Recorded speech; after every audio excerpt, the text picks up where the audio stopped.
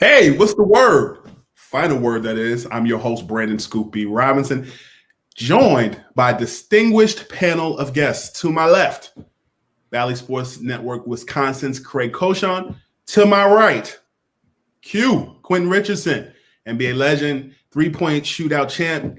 And by the way, Whitney Young's own. And today we are recapping game two of the NBA Finals, where the Phoenix Suns currently hold a 2-0 lead after their 118-108 win last night with the Milwaukee Bucks rather. And the story here today, Devin Booker. He's the man. Last night, he and Chris Paul outperformed the Milwaukee Bucks, and it was pretty simple: 31 points, 5 rebounds, 6 assists on 48% shooting. Greg, what happened to the Bucks last night? Well, they had a good first quarter. I thought they came out. I thought they came out and tried to establish themselves defensively. I thought they were far more aggressive. I thought their offense was better, and then it seemed quarter by quarter like they trickled off, which was kind of strange.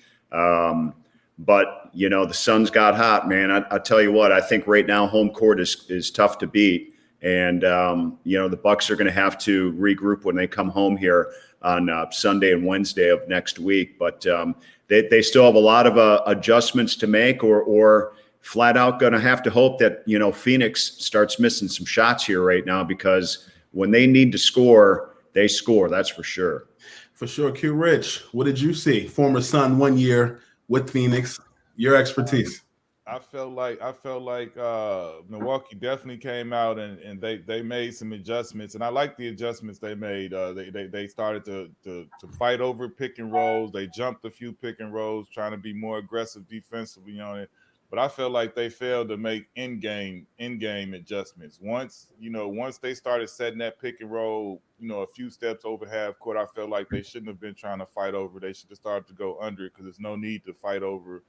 Chris Paul isn't going to pull up like Dame Little or Steph Curry or Trae Young or any of that. So you can go under that screen and stay in position. But as after the first quarter, as Phoenix got used to it, you saw how they started to exploit it, and then no changes were made. I thought that was the point where, okay, we had a great start. Now, they threw their counter. Now we have to counter again, but they stayed consistent with the getting over the pick, pressing up court. And once you can't give Chris Paul a steady diet of anything. I feel like he figured that out pretty quickly after the first quarter. And when it's interesting, when I look at Devin Booker, aside from the mask that he wore, for some reason I get Rip Hamilton vibes. What say you both? Go ahead, Quentin. No, I'm not mad at Rip Hamilton vibes either. But I actually, when I was watching him play last night, I get Kobe vibes, and I can understand and see that connection clear as day. Like when he started off the game, he came out, I felt like, in a Kobe way. Like he was pressing. I'm coming out to make my impression felt. He missed like the first 4 or 5 shots. He never waned.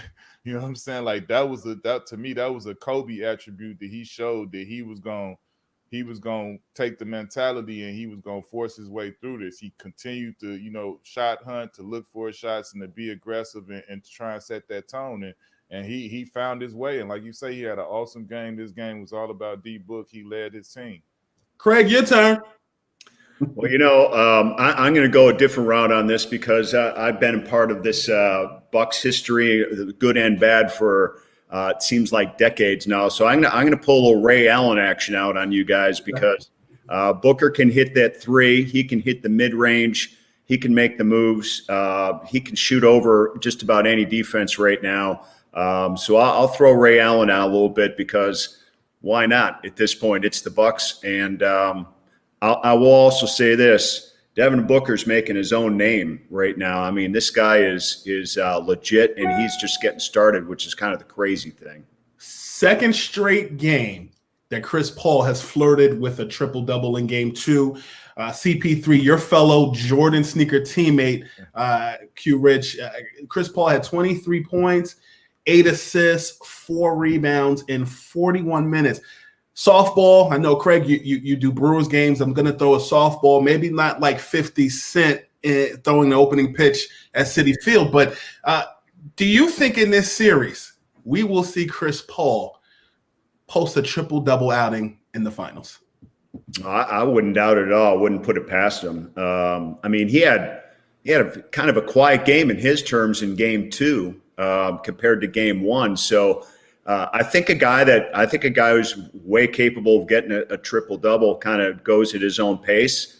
And I think he's pacing himself really well in the first 2 games here right now. And that might bode well, for the Suns when they hit the road. We all know how good they are on the road. Will that carry over here in the NBA Finals? I mean, he's the guy that's going to be able to determine that. Q Rich?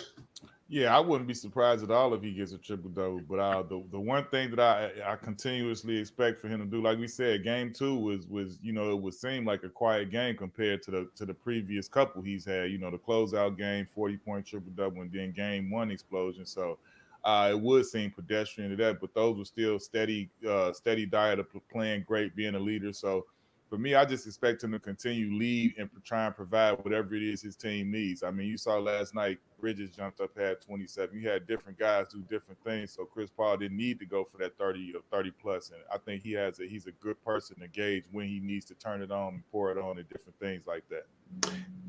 If Chris Paul does get a triple-double, I think we should start our intro with "Today was a good day." You know that line with Ice Cube when he said, "I messed around and got a triple-double." I think the Lakers beat the Supersonics that day too. Shifting gears a bit, you look at Giannis Antetokounmpo. I mean, this guy, 42 points, 12 rebounds, 4 assists in 40 minutes, and they still did not get it done. So don't forget coming off that knee injury too. Don't leave that out. Okay, you heard him. With the knee injury, playing Game 1, playing Game 2, 2 games where he's put up magnificent stats, but the Bucks have not found a way to get it done. Craig, what's going on? Well, I tell you what, I'm going to rattle some numbers off to you that just don't make any sense to me and can't work. And one of the big reasons why the Bucks are 0-2 in this series, and it starts with Chris Middleton. I mean, let's face it, he has not been himself. And the very first thing I'm going to start with is he has not been to the free throw line yet in the 2 games combined, which is crazy. He's become a complete perimeter guy, and he's settling for that right now. He's letting the defense dictate where he's going to be on the floor, and that's not who Chris Middleton is. If he can get to the line anywhere from 7 to 10 times a game, I say Bucks win. But to go there and not go there in the first 2 games at all is crazy. He's 17 for 42 from the floor. We all know his percentage needs to be and can be much higher than that, and only 6 for 18 outside the arc. So we can get into Drew Holiday all we want. The entire playoffs, Drew Holiday has not shot the ball well, and he has not finished like he is. He is one of the best finishers, and I think that's been the greatest addition that he has brought to the Bucks, along with good decision making. And these 2 guys just simply are not playing their game, and they're not even close so far here in the NBA Finals. Yeah. You look at Brook Lopez, 8 points, 9 rebounds. You look at Chris Middleton, 11 points, 8 assists, 6 rebounds. Drew Holiday, as you mentioned, 17 points, 5 rebounds, 7 assists. Who is Giannis's number 2 going forward? Is it Middleton? Because in some games you saw him playing his tail off against the Hawks.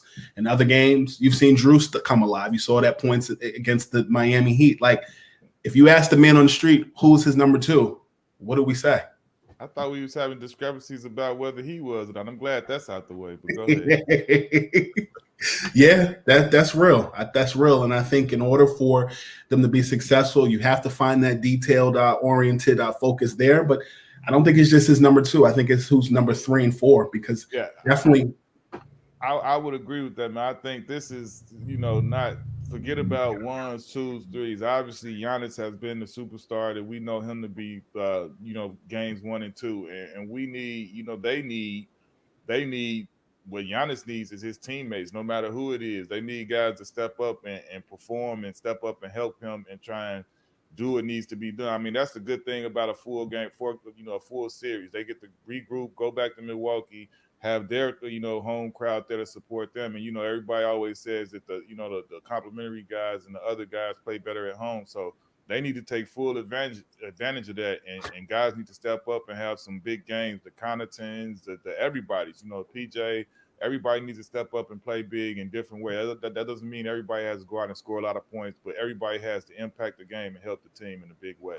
That's right, Quentin. Because I'm telling you, last night, the first time that I can remember, they showed Giannis during the timeout. Man, he was pounding on the chair. He was pointing fingers. He was begging for help. On the court, he was begging for the ball. We don't see that a lot with Giannis. He's pretty much in control, I think, when it comes to leadership, but when it comes to what needs to be run on the floor and who's got the ball. He right now, I mean, you're right, Quentin. He is begging for help from anybody right now because there's a major drop off after him with this team, unfortunately, in the first two games. And Mike Budenholzer addressed those woes, those struggles after game 2, and here's what he said following. You always give credit to the defense. Those guys, do a good job, and there's probably a few looks that. I think that they got to go in. When you're playing against a good defensive team, you get a good, clean one. Drew was getting to the paint a lot. I liked his aggressiveness. So, I think we need all three of those guys. And, I think they just keep working. They'll come good. We were right there with 4.5 to go. So I think, we just got to go home, look at the film again tonight and just, keep working to get better against this group. Yeah, he mentioned Drew Holiday, and he had 17 points, and he did a lot better than he did in game 1. And we talked about just that number 2 option. I think in order for a number 3 option, obviously Middleton needs to be successful. Drew needs to be successful. Giannis actually discussed Drew's contributions in the game, and here's what he said following game 2. Just keep talking to him. Keep, tell him to be aggressive, no matter, what's going on. You gotta stay aggressive, and you cannot get, in your feelings. It's hard not to, NBA Finals, 20,000 people booing you and all that. It's kind of hard, but at the end of the day, it's not about, it's not about me, it's not about him, it's not about Chris, it's not about, coach. Is about all of us, and at the end of the day, if there's a game that you're 3 for 12 or whatever the case might be, and you can, rebound the ball or get a steal or, do something else, to help the team win, that's what it's all about right now. And I think he understands that. And I don't worry at all about him. I know he's going to be there. He's going to be there when we need him the most. And I don't worry about him. He's a great basketball player. And he's played great all year, and he's going to continue to play great for this team. It's interesting. You talked about Pat Connaughton. When you look at secondary players in this game, we know about Drew, we know about Chris Middleton, we know about Giannis Antetokounmpo. 2 things stand out. Number 1, Pat Connaughton, as you mentioned before, ended last game with 14 points. Michael Bridges was big for Phoenix. He posted a 27-point outing, shooting 8 for 15, as well as 3 for 9 from downtown. When you look at secondary players, how important is that going down the stretch in the playoffs and even beyond? Extremely. I mean, you watch games year after year over the years for decades where, the superstars are always necessary. They Groundhog Day.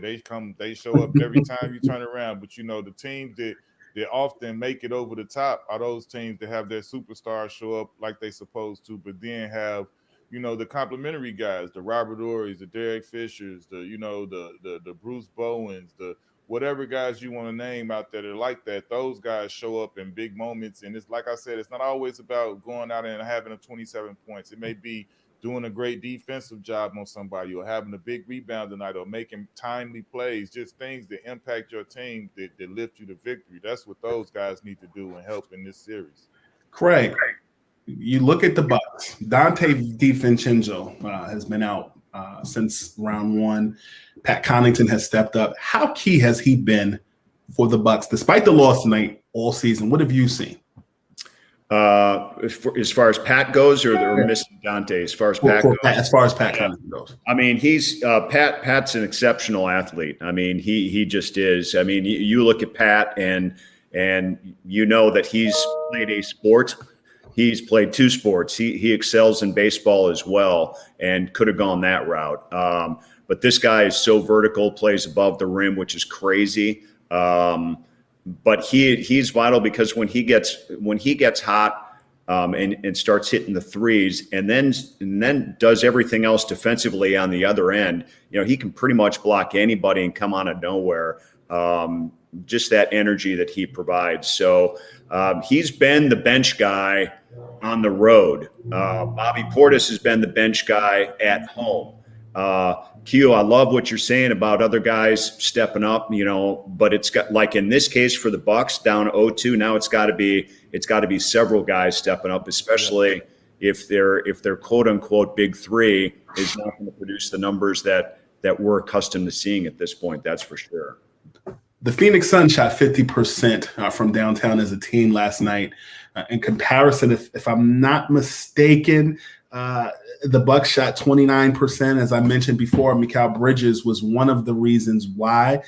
He shot 8 for 15 from the field, but 3 for 9 from the three-point line. And Devin Booker spoke reverently about Mikal Bridges' consistency, as well as just his contributions to last night's game. Here's what he said following game 2.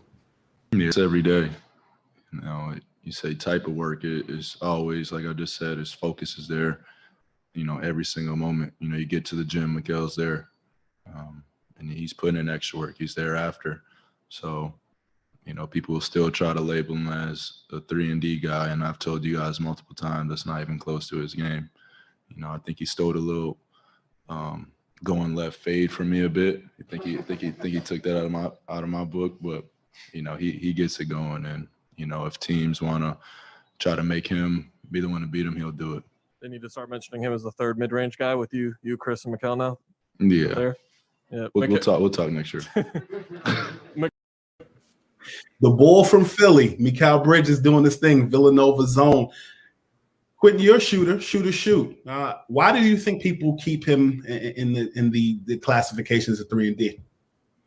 I mean, it's early in his career right now. I think he'll shed that if they go on and continue to win his championship. I think he'll be seen in a different light. I mean, I think regardless, he's done enough for himself in his career right now, leading up to this point for this season, where that'll start to taper off probably this summer, going into next year. He won't be just a 3-and-D guy. He'll be somebody looked at as evolving into more than that. When I look at DeAndre Ayton, he's like, I know, Q, you mentioned Groundhog Day, but I feel like I'm going to take it a step further. Ja Rule made a song with Ashanti called He's Not Always There When You Call, but He's Always on Time. He did average a double-double, I think 10 points, 11 rebounds last night, but I think other guys stepped up in the series. Do you expect that guys like Ayton, guys like Middleton, who did not put up a consistent 20 or 30 like many expected, will come out swinging in game 3? Question for both of you, but I'm going to start with Q. Absolutely. I mean, the thing that I think people fail to give these guys credit for, man, is that these are professional athletes, the highly competitive individuals, the most competitive if they sport. And I don't care what Ayton had. If he had 11 and 10, if Chris Middleton didn't shoot well, don't ever think they weren't trying, or they're not going to try, or they not, like, nah, that's not what it is. It's like, everybody can't always go out and perform and have the great game. And trust me, we all want to. I know as a former player, it was never a game I went out there and wasn't trying to go crazy and go off and shoot well and have a great game. Sometimes it just don't go that way. But I 100% expect Ayton to come out next game ready to go, going ready to ball out. I expect Chris Middleton and Drew Holiday to try and go crazy for their team and redeem themselves and play well. I absolutely expect that. Craig Middleton shot 5 for 16, 4 points in the first half. What do you see going into game 3? Well, I mean, I see that changing here at home. Let's face it. This is why they play a 7-game series. Everyone's going to get their chances. And to speak a little bit more on reaction to what Q was saying too about these athletes, I mean, every single game there's going to be some kind of an adjustment made on somebody if they had a really good game the game before. And sometimes, and Q, you know this, sometimes it's hard you can't always make adjustments on the fly. You can't always be who everyone expects you to be, during a game, but that's why they play these series out the way they do. And this is what makes it fun to watch. Mm-hmm. And the appreciation that you have for this level. I mean, we're in the NBA finals and these guys, fought their way all the way here, and they're going to keep fighting, which is going to be for us, it's going to be fun to watch and entertaining because this is not over by any stretch. I mean, Bucks were down 0-2 against the Nets, and I'm telling you, if you think right now that people are digging a grave for the Bucks, they were buried when they were down 0-2 to the Nets. They were buried, and they came out of the ground to win that series. So this ain't over, that's for sure. They buried the Bucks. They didn't realize they were seeds. Yeah, I'm telling you. DeAndre Ayton, as I mentioned, 10 points and 11 boards. The internet is undefeated, despite the fact that he had zeros across the board in the first quarter. Monty Williams playing that father spiritual mentor role was very, very encouraging. You saw a viral moment last night of him encouraging DeAndre Ayton. I think we have it in our archives there. Saul, pull that up. This is the deal. One, you're getting back in transition. You don't have Giannis find a man and be a guard. Two, look at me. You set a high level for yourself. That's why you're down. That's great. Now go reach that level, okay? And you can reach it with force. Doesn't have to be stats all the time. Go dominate the game with force, okay? Because you set a high level for yourself. Go dominate the game with force. Let's go. What y'all think when you saw that? I'll go first because I love it, man. I love coaching. I love the respect that players have for certain coaches, for certain guys, and that's needed. He didn't hear you go out here. We're going to run a play for you and get you all confident again and get you back on track. Right. He was reaching deep down and he said, "You've got this in you, and you know who you are. Go out there and play like that person because we need that right now and you need that right now." I absolutely love that. Yeah, well, I agree. I loved every bit of it. I mean, the thing that I connect with as a player and a former player, athlete and all that, and who's been coached a lot of times, and you have those tough moments where this kid is on an NBA Finals stage and he's not performing up to the level that he feels he should, and he was down on himself. And you had your coach who his job is to come coach you, and he did exactly that. He coached them first. He said, "Hey, run back in transition, do this, do that. If you don't have Giannis, find a 5." But then he said, "Hey, I understand that you're disappointed and you down on yourself. You got your head down." He told him to get his head up and look at him. He said, you set the bar this high." He said, "And you can still live up to it." He was like, "So I understand why you feel like you're not playing up to that bar that you set. But you still could do that." He like, and it don't gotta be by scoring points. He like, play with force, do other things. Like that was coaching all the way through. He showed that he cared about the individual, that he could acknowledge what you were going through. He identified what you were going through. He didn't tell you crazy. He didn't make you look like you weak, or he didn't scream and yell at you and tell you to suck it up and go do this and that. He was compassionate about the person and the player in one, and he was coaching them all at one time. It was great. Listen, I know the Suns are up 2-0 in the series. What adjustments do they have to make going into game 3? Craig? The team that's up, what adjustments? Yeah. Their biggest one's going to have to be just dealing with being on the road for the first time, for sure. And because of that, they're going to see different guys step up. I mean, I personally have to think that Middleton and Drew Holiday are going to be bigger and better performers come Sunday, and they're also going to have to deal with look, I mean, I brought it up once. Bobby Portis he's a home and road guy. At home, he performs. On the road, he doesn't. I mean, let's just face it. That's not a knock on him. That's just who he is right now with this team.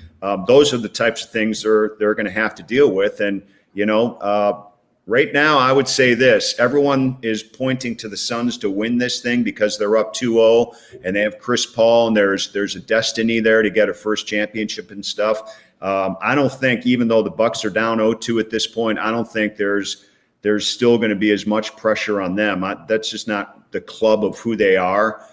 So I think being at home is going to make them hopefully relax a little bit and get re-energized. Yeah, I think Phoenix, the adjustments they have to make, they had like you said, they have to really be on guard for how Milwaukee plays at home and be aware. And they can't go in thinking that the things are halfway over with.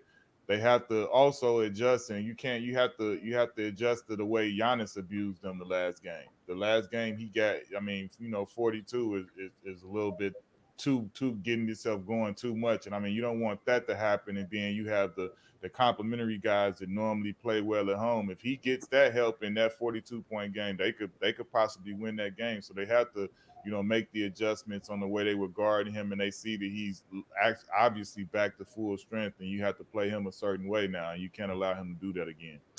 It's crazy. I know this is like duh, but as I was watching the game last night, I was sitting and saying to myself, wow, both of these teams beat the world champions, the Lakers, in the playoffs, one of the teams, and then the other team beat the presumptive Eastern Conference champs in the Brooklyn Nets. There's no way that this could be a sweep. It can't be. It can't be. I'm curious to know from you guys' perspective, who will step up big in Game 3 for both teams? Craig, starting with you. Well, I don't think it's going to be a sweep either. And I just have to look at Chris Middleton and say, you and Giannis have been together for 8 years. 8 years. Somehow that core has to come out, because it hasn't come out yet in this series. It's come out several times in the playoffs. And the biggest one was, when Giannis missed the last 2 games of the Eastern Conference Finals, Chris picked him up. So now Chris needs to be the compliment pickup for Giannis here. So that's what I'm looking for sure. And then to me, it's how the Bucks defend Booker. I think they're okay with Chris Paul, but Booker was deadly from anywhere with any coverage, it seemed, yesterday. And I think that he has accepted any dare or any counter the Bucks have thrown his way. He's just simply that good. Yeah, I would agree. I think from Phoenix, we still see the focal point big three that we've been seeing. I think it's going to be led by Book, CP, and Aiden. And then, obviously you have the others that could, the Crowders, the Bridges that could have complimentary big games. But when it comes to Milwaukee, I think definitely it's going to be Giannis. I think Middleton shows up, and I think Drew Holiday shows up. I think the interesting thing is that Middleton needs to start the game in a similar fashion to the way that Drew Holiday did. Drew Holiday started uber aggressive, attacking, going to the basket. And I think that's what Middleton needs to do. And when I say starting aggressive, I don't mean just like Craig said, not just shooting jump shots in mid-range. I think he needs to be aggressive, getting to the basket, trying to get layups and get fouled and get to the free throw line and get himself going in that way. I'm hearing from Saul that we got a couple minutes left. I know, Craig, you're busy. You're doing pre and post game for the Bucks on Bally Sports, Wisconsin. Have you been getting much rest with this time difference? No, it's all good, man. It's all good. This is something we've been waiting for, 47 years in Milwaukee, 50 years since the Bucks won their last and only championship. Sports is great in this state, but getting to a championship level is unique. It's fortunate, and it's a beautiful thing. So we're soaking it up here in the state of Wisconsin for sure. And I know a lot of Bucks fans can't wait for this team to get home Sunday. I think one of the really cool things that we have going on downtown Milwaukee is the Deer District, in the space that they can put up to 25,000 people on the outside of the arena, and then 16, 17,000 inside. It's become something the city really needs right now. The pandemic last year was tough on this city, and they need to have the ability and the timing to reunite. And this has certainly done that. That's for sure. Q Rich hosts the Knucklehead podcast. I know Bradley Beal was the caveat this week. Every Tuesday, you guys drop a new podcast, right? Every Tuesday, yes, sir. Can we get a hint on who we got next week? All I can say is that, he's very popular. He's a former teammate of mine, and I'll leave it at that. It could be a lot of people. I had a lot of teammates, a lot of popular guys. You done played on a lot of teams, brother. I thought he was talking about me before he said former teammate, so I'm out. Oh, man. Pretty popular and a very successful podcast on the side of Q Rich. Craig Coshun, Quentin Richardson, thank you so much for your time today. Make sure that you all check out everything that's going on with Bally Sports Networks on their YouTube channel, as well as Twitter, Instagram, Bally Sports Network National, Bally Sports Arizona, Bally Sports Wisconsin. We are in there like swimwear. See you after game 3.